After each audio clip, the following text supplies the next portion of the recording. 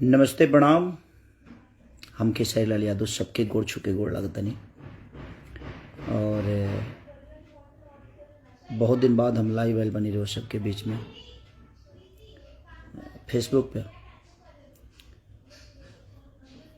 ताकि रहो सबके काफ़ी दिन बाद हम फेसबुक पर लाइव बनी। ऐसे हम हमेशा ही ले वो अपना इंस्टाग्राम पे, लेकिन फेसबुक लाइव पहली बार आयल बनी, इन्हें बहुत दिन बाद आयल बनी।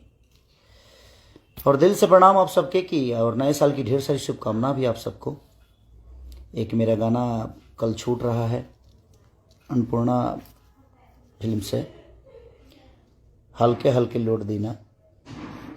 और एक गाना और मेरा परसों 12 तारीख को छूट रहा है आपके एस फॉर यू से, यानी हमारे बड़े भाई संजय यादव जी की कंपनी है, जिससे आप लोगों ने गाना सुना होगा कि सैये के बेलल रोटी खैलू है जान।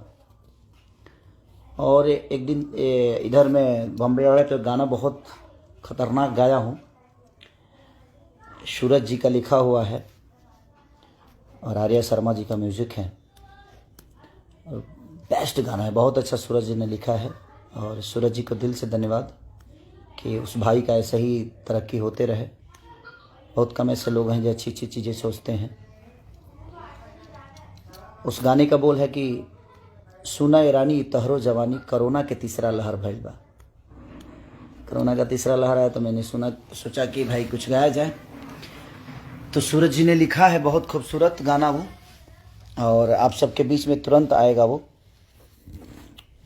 आजकल में आ जाएगा, क्योंकि 2 दिन गाना मेरा वीडियो छूट रहा है। उसका वीडियो भी थोड़ा सा लेट हो गया, क्योंकि मैं लगातार शूटिंग में बिजी था अपने, नहीं तब तक वीडियो कर दिया होता उसका मैं।